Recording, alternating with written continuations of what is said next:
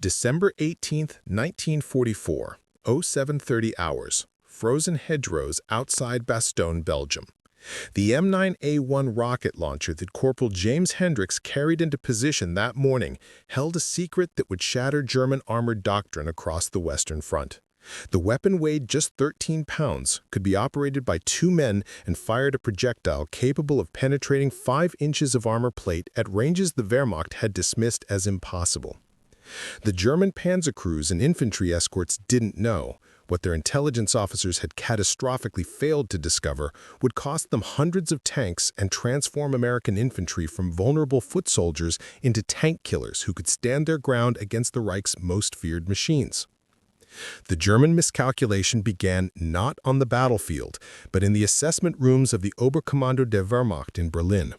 Throughout 1943 and early 1944, German military intelligence had compiled reports on American anti-tank capabilities based on engagements in North Africa, Sicily, and Italy.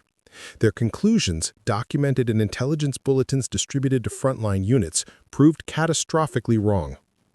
Wehrmacht Intelligence Assessment 447B, dated March 15, 1944, classified the American Panzerschreck copy, their dismissive term for the bazooka, as a close-range weapon effective only against light armor at distances under 50 meters.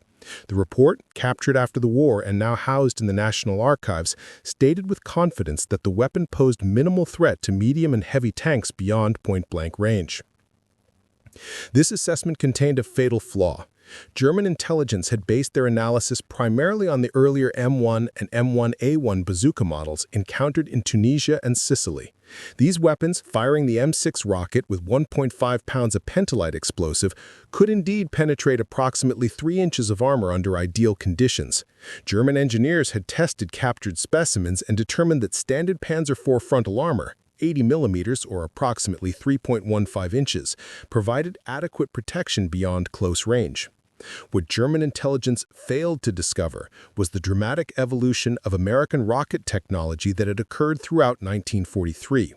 At the Aberdeen Proving Ground in Maryland, the Army Ordnance Department had been conducting classified tests on improved shape-charge warheads.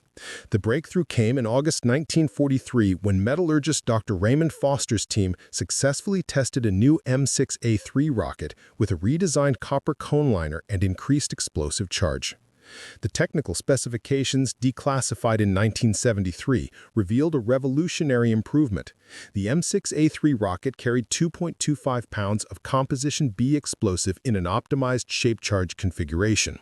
Upon impact, the Monroe effect would focus explosive force into a superheated jet of metal traveling at 25,000 feet per second, capable of penetrating 5 inches of homogeneous armor plate at angles up to 30 degrees from perpendicular.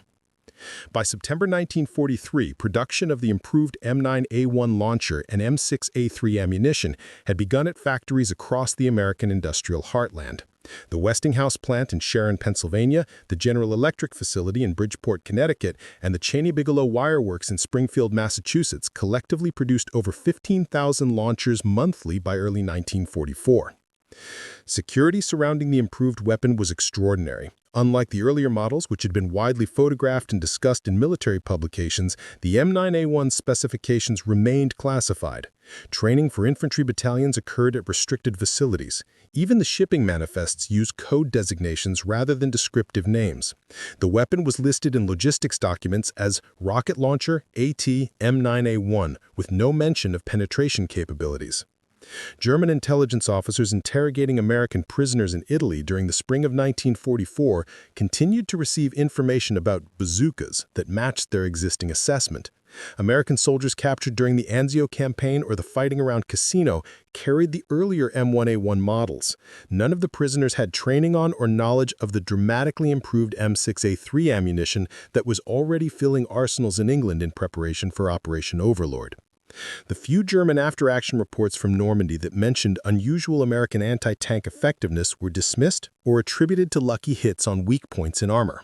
A report from Panzer Lehr Division dated June 15, 1944, describing the loss of 3 Panzer IVs to American infantry anti-tank weapons at ranges exceeding normal defensive perimeter, was filed without triggering any intelligence reassessment.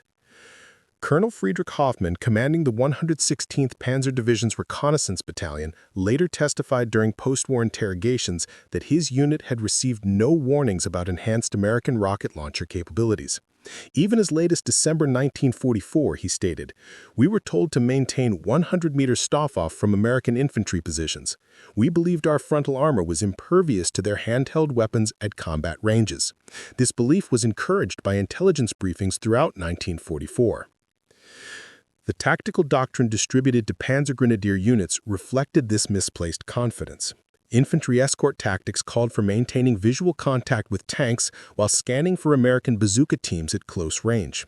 The doctrine assumed that any American soldier carrying the distinctive tube-shaped launcher would need to approach within 50 meters to have any chance of penetration, giving German infantry ample opportunity for suppression with rifle and machine gun fire.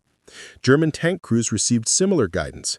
Panzer IV and Panther commanders were instructed that frontal armor provided complete protection against American rocket launchers beyond point-blank range. Only side and rear armor were considered vulnerable, and only at close distances. This assessment shaped everything from tactical formations to the psychological confidence with which German armor engaged American infantry positions. The intelligence failure extended to the highest levels of German command. Field Marshal Gerd von Rundstedt's headquarters planning the Ardennes offensive in autumn 1944 calculated that German armored columns would face minimal threat from American infantry anti-tank weapons during the breakthrough phase. The primary concerns centered on American tank destroyers and towed anti-tank guns, not shoulder-fired rockets. By December 1944, approximately 476,000 M9A1 launches had been produced and distributed to American forces in Europe. Each infantry rifle company now included a dedicated bazooka squad, typically consisting of 6 two-man teams. The weapons had become a standard to American infantry as the M1 Garand rifle. Yet German intelligence still operated under assumptions formed 18 months earlier, based on weapons that had been superseded by technology the Wehrmacht didn't know existed. The M9A1 rocket launcher, officially designated as Rocket Launcher AT M9A1, represented the culmination of rapid American weapons development driven by desperate need. The weapon's origins traced back to a meeting at the Army Ordnance Department in May 1942, when Colonel Leslie Skinner and Lieutenant Edward Ull created the first working prototype in just weeks. The technical evolution from that crude prototype to the M9A1 demonstrated American industrial innovation at wartime speed. The weapon measured 61 inches in overall length, with a tube diameter of 2.36 inches, the measurement that would give the weapon its eventual nickname among troops who noted it matched the popular song Bazooka, performed by radio comedian Bob Burns, with his musical instrument of similar appearance. By late 1944, the M9A1 incorporated numerous improvements over earlier models. The tube construction utilized seamless drawn steel tubing, chosen for its combination of strength and light weight. At just 13.25 pounds empty, a single soldier could carry the launcher along with basic combat load without excessive burden. The two-piece design, breaking at the midpoint, allowed for easier transport and replacement of damaged sections. The firing mechanism represented elegant simplicity. A trigger-operated magneto generated electrical current that traveled through wires to an igniter in the rocket's base. The system required no batteries, eliminating one potential failure point in combat conditions. The launcher featured basic iron sights calibrated for ranges up to 300 yards, though effective combat range typically fell between 100 and 150 yards for moving targets. The revolutionary component was not the launcher, but the ammunition it fired. The M6A3 rocket represented a quantum leap in shaped charge technology. Each rocket measured 21.4 inches in length and weighed 3.4 pounds. The warhead section contained the shaped charge, a cone of copper liner backed by 2.25 pounds of Composition B explosive in a carefully calculated configuration. The physics of the shaped charge had been understood theoretically since the 1880s, when Charles Monroe discovered that explosives with cavities produced focused effects. By World War II, multiple nations had developed shaped charge weapons, but the Americans had refined the geometry to devastating effect. On impact, the explosive detonated from the rear forward, collapsing the copper cone and transforming it into a superheated jet of metal particles traveling at hypersonic velocity. Testing at Aberdeen Proving Ground documented the M6A3's capabilities with scientific precision. Engineers fired rockets at varying angles against armor plate of different thicknesses and compositions. The results, classified until decades after the war, showed consistent penetration of 5 inches of homogeneous armor plate at perpendicular impact. Even at 30 degrees angles from perpendicular, the rocket maintained penetration capability exceeding 4 inches. The implications for German armor were catastrophic, though they didn't yet realize it. The standard Panzer IV, backbone of German armored forces, featured 80 mm frontal armor on the turret and upper hull, approximately 3.15 inches. The sides carried just 30 mm, barely over 1 inch. The M6A3 could defeat Panzer IV armor from virtually any angle at combat ranges. Even the vaunted Panther tank, with its sloped 80 mm frontal armor, effective thickness of approximately 140 mm due to angle, was vulnerable on the sides and rear, where armor thinned to 40 to 50 mm. The Tiger I, despite its fearsome reputation, carried 80 mm side armor, well within the M6A3's penetration envelope. The rocket's flight characteristics had been optimized for combat conditions. The M6A3 left the launcher at approximately 265 feet per second, reaching maximum velocity of 285 feet per second within 30 feet of launch. The rocket motor burned for just 0.3 seconds, but this brief impulse provided sufficient velocity for accurate flight to combat ranges. Spin stabilization from canted fins kept the rocket on trajectory despite its relatively low velocity compared to conventional anti-tank guns. Combat loading procedures had been refined through extensive training. The assistant gunner carried the rockets in a canvas bag, each round individually protected. Loading required inserting the rocket into the rear of the tube, connecting the electrical wire to the launcher's contact post, and tapping the gunner's helmet to signal "ready." The entire process, once mastered, took experienced crews less than 10 seconds. The weapon's tactical employment had been extensively documented in training manuals distributed to infantry units. Field Manual 23-30, Rocket Launcher AT, M9A1, provided detailed guidance on selection of firing positions, range estimation, and engagement techniques. The manual emphasized the importance of concealment, noting that the rocket's backblast produced a distinctive signature that could reveal the firing position. Ammunition production had reached industrial scale by late 1944. The Composition B explosive was manufactured at dozens of facilities across the United States.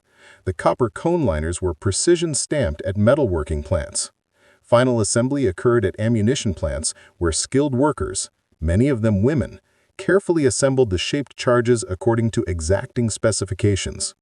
By December 1944, monthly production exceeded 2 million rockets. The logistics of distribution represented another triumph of American industrial capacity. Rockets shipped in wooden crates of 10, each crate weighing approximately 80 pounds. The distinctive crates became common sights at supply depots across France and Belgium. Company supply sergeants requisitioned rockets by the crate, distributing them to bazooka teams according to tactical requirements. Before we jump back in, tell us where you're tuning in from. And if this story touches you, make sure you're subscribed, because tomorrow I've saved something extra special for you. The initial shock of December 18th cascaded into systematic German tactical failure throughout the Ardennes offensive. What Wehrmacht's planners had envisioned as a rapid armored breakthrough devolved into cautious, costly advances as American infantry demonstrated capabilities German intelligence had assured them did not exist. December 22, 1944, marked a turning point in German tactical awareness. At Mannheim, Belgium, elements of the 2nd SS Panzer Division encountered entrenched American positions defended by the 7th Armored Division's infantry. The engagement, documented in both American and captured German after-action reports, illustrated the complete breakdown of German armored doctrine. Captain Ernst Bauer, commanding a company of Panther tanks from the 2nd SS Panzer Regiment, had received orders to clear American positions blocking the route to the Meuse River. His operational plan, consistent with standard Wehrmacht doctrine, called for combined armor infantry assault with tanks providing mobile fire support while Panzer Grenadiers closed with defending positions. Bauer's Panthers advanced in tactical formation, maintaining 50-meter intervals between vehicles. Accompanying Panzer Grenadiers screened approximately 100 meters ahead of the armor, the distance Wehrmacht doctrine specified as sufficient warning time against American anti-tank weapons. The formation had proven effective throughout 1943 and 1944 against earlier American bazookas that required close approach for penetration attempts.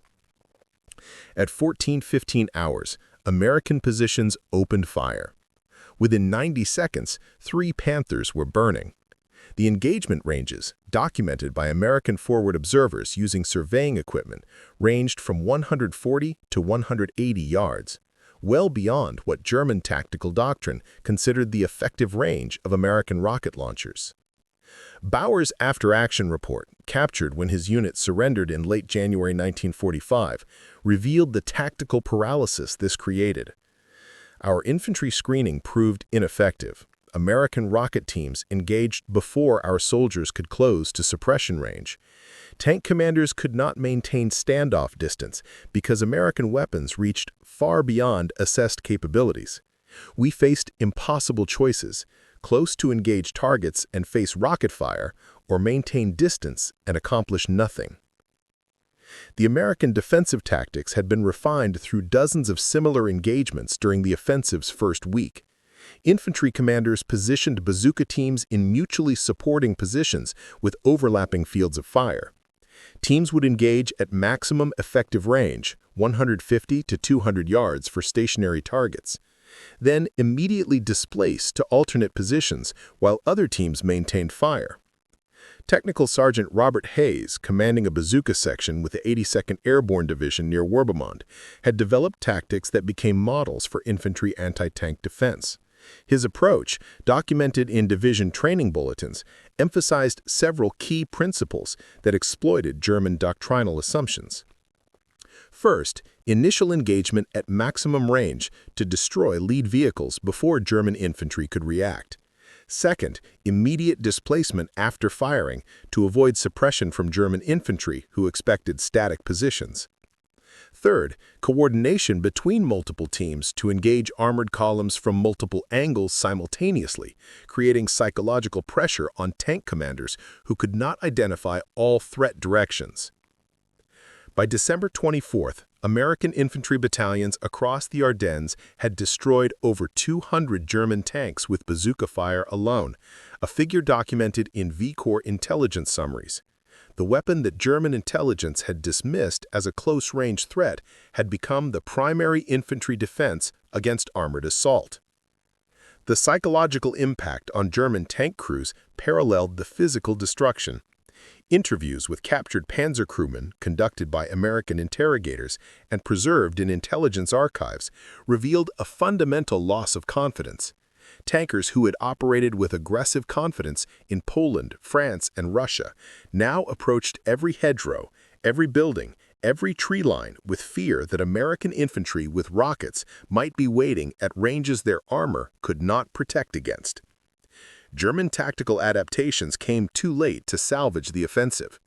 On December 26th, Wehrmacht High Command distributed Emergency Tactical Directive 889, ordering revised escort procedures for armored operations. The new doctrine required Panzer Grenadier infantry to screen 200 meters ahead of tanks and conduct systematic clearing of potential bazooka positions before armor advanced. The directive proved impossible to implement effectively. American defensive positions covered kilometers of front, and systematic clearing at 200-meter depth would require more infantry than German units possessed. The directive essentially paralyzed armored mobility. the entire purpose of panzer operations, by requiring time-consuming infantry actions before tanks could advance. Colonel Hans von Luke, commanding the 125th Panzer Grenadier Regiment during the offensive, later wrote in his memoir, "The American rocket launcher transformed infantry into tank killers at ranges we had been assured were safe. Our armored advantage evaporated when foot soldiers with shoulder-fired weapons could destroy our tanks from positions we could not effectively suppress. We had based an entire offensive on intelligence assessments that proved catastrophically wrong." The weapons proliferation multiplied American capabilities. By late December, infantry rifle companies had expanded bazooka teams from the standard 6 two-man teams to as many as 10 teams per company. Division supply officers prioritized rocket ammunition, ensuring forward units maintained stocks of hundreds of rounds. The M6A3 rocket became as fundamental to American defensive operations as rifle ammunition. Training adaptations accelerated battlefield effectiveness. Replacement troops arriving from the United States received intensive bazooka instruction before joining frontline units. Experienced soldiers conducted informal training sessions, sharing engagement techniques learned through combat. The weapon's relative simplicity allowed rapid skill development. Soldiers could achieve combat proficiency within days rather than the weeks required for complex weapon systems. German forces attempted countermeasures with limited success. Tank commanders kept cupolas closed more frequently, accepting reduced situational awareness to avoid exposure. Panzer Grenadier units employed more aggressive suppression fire against suspected bazooka positions. Neither measure proved particularly effective against American teams using displacement tactics and multiple firing positions. The Battle of the Bulge culminated in German defeat by late January 1945, with American forces recapturing all lost territory and destroying much of Germany's remaining armored reserve. Post-war analysis by both American and German military historians identified multiple factors in the German failure, but the unexpected effectiveness of American infantry anti-tank weapons consistently ranked among the critical elements. German General Staff assessments, compiled in prisoner-of-war camps during spring 1945, acknowledged the intelligence failure's impact. Lieutenant General Fritz Bayerlein, commanding Panzer Lehr Division during the Ardennes offensive, testified, "We planned our operations based on American weapons capabilities as we understood them. We discovered too late that American rocket launchers had evolved far beyond what our intelligence described. This revelation forced tactical adjustments that compromised our entire operational concept." By February 1945, as American forces prepared to cross the Rhine River into Germany, the M691 bazooka had achieved status as the standard infantry anti-tank weapon. Production had exceeded 500,000 launchers, and monthly rocket production approached 3 million rounds. Every infantry battalion possessed organic anti-tank capability that German planners had never anticipated American foot soldiers would achieve. The Rhine River crossings of March 1945 demonstrated how completely American infantry anti-tank capabilities had evolved beyond German comprehension. As Allied forces pushed into Germany itself, the M9A1 bazooka continued destroying German armor with efficiency that Wehrmacht commanders found impossible to counter effectively. At Remagen, when American forces captured the Ludendorff Bridge intact on March 7, 1945, German forces launched desperate counterattacks to destroy the bridgehead.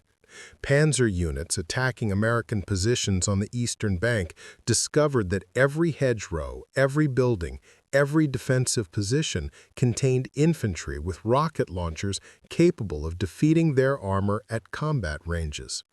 Major Paul Kruger, commanding a battalion of Tiger II tanks committed to eliminate the Remagen bridgehead, lost 7 of his 14 tanks to infantry bazooka fire in less than 48 hours.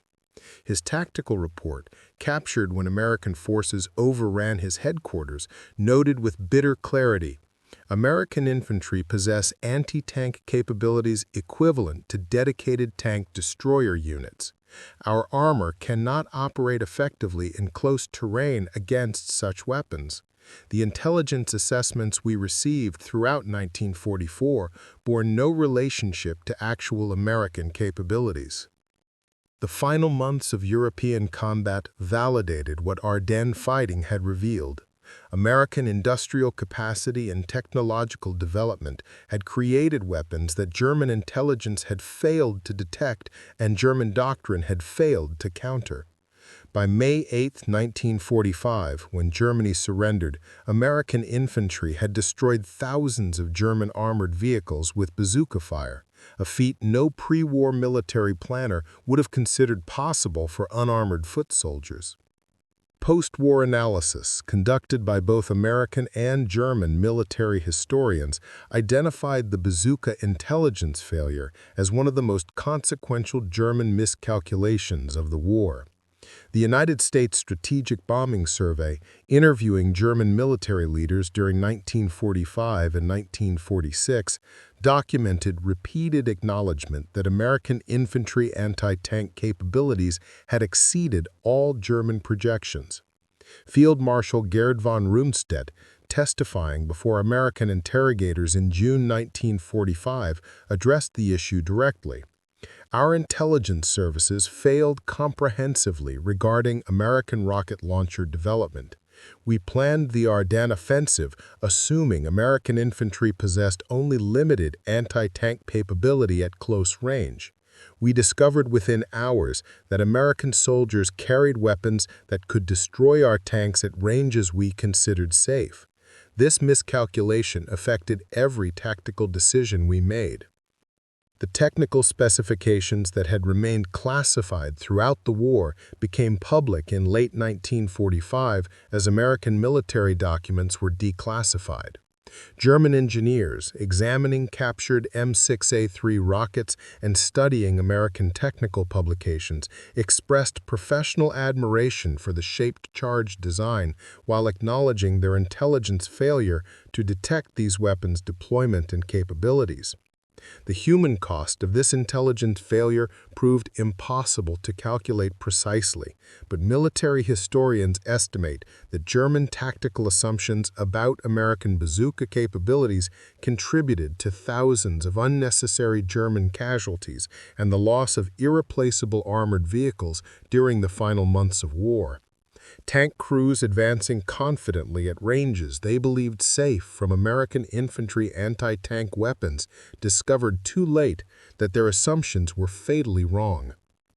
American soldiers who operated the M9A1 throughout the European campaign consistently testified to the weapon's effectiveness and its psychological impact on German forces. Corporal James Hendricks, whose engagement outside Bastogne on December 18, 1944, had been among the first demonstrations of the bazooka's true capabilities, later reflected, "The Germans had better tanks than we did in most cases, but we had a weapon that let infantry stand their ground against armor. That changed everything about how the fighting went." The M9A1 bazooka influenced military development for decades after World War II ended. The weapon's success validated the shaped charge principle and demonstrated that relatively lightweight, shoulder-fired weapons could defeat heavy armor. Post-war American anti-tank weapons, from the M20 Super Bazooka to modern disposable rockets, traced direct lineage to the M9A1's wartime success. Soviet military observers studied American bazooka employment extensively, developing their own improved anti-tank rockets for infantry use. The RPG series of weapons, which became ubiquitous in Cold War conflicts, reflected lessons learned from American World War II rocket launcher tactics and technology. German military professionals, rebuilding their armed forces during the 1950s as part of NATO, incorporated lessons from their Ardennes experience into new tactical doctrine. Bundeswehr armor tactics emphasized the threat of infantry anti-tank weapons, recognizing that foot soldiers with modern rockets posed serious dangers to armored vehicles at combat ranges. The intelligence failure that allowed American bazooka capabilities to surprise German forces became a case study in military intelligence education. The German assumption that American weapons development would proceed slowly, their reliance on outdated assessments, and their failure to detect dramatic improvements in American anti-tank rocket technology illustrated fundamental intelligence collection and analysis failures. The National Archives in College Park, Maryland, preserves extensive documentation of bazooka development, deployment, and combat employment. Technical reports from Aberdeen Proving Ground detail the M6A3 rocket's development. After-action reports from infantry units across Europe document hundreds of engagements. Captured German documents reveal their progressive realization that American infantry possessed capabilities they had not anticipated. The United States Army's official history, the European Theater of Operations, dedicates substantial analysis to infantry anti-tank weapons, noting the M9A1 rocket launcher provided American infantry with organic anti-tank capability that proved decisive in numerous engagements. German forces, operating under intelligence assessments that underestimated American rocket launcher effectiveness, suffered accordingly. Veterans' testimonies recorded over subsequent decades consistently emphasized the importance of the bazooka to American tactical success. The weapon transformed infantry from soldiers vulnerable to armored assault into tank killers who could hold defensive positions against numerically superior armored forces. This transformation occurred largely because German intelligence failed to detect or understand the weapon's true capabilities until combat engagement revealed the truth. The story of the M9A1 bazooka demonstrates a fundamental principle of modern warfare. Technological innovation can overcome numerical or tactical disadvantages when opponents fail to understand their adversary's capabilities. German forces in late 1944 possessed superior tanks in many respects, but American infantry with rocket launchers that German intelligence had dismissed as limited weapons changed the tactical calculus of armored warfare. Today, military museums across the United States preserve M9A1 launchers and M6A3 rockets as artifacts of American ingenuity and industrial capacity during World War II. These weapons, weighing just pounds and operated by two-man teams, destroyed thousands of German armored vehicles that weighed dozens of tons and cost vastly more to produce. The lesson endures. In modern warfare, assumptions about enemy capabilities prove fatal when intelligence fails to track technological development accurately. The German soldiers who died in tanks they believed were safe from American infantry rockets at 150 yards paid the ultimate price for their intelligence services' failure to understand what American industry and innovation had created. Up next, you've got two more standout stories right on your screen. If this one hit the mark, you won't want to pass these up. Just click and check them out. And don't forget to subscribe and turn on the notification bell so you don't miss any upload from us.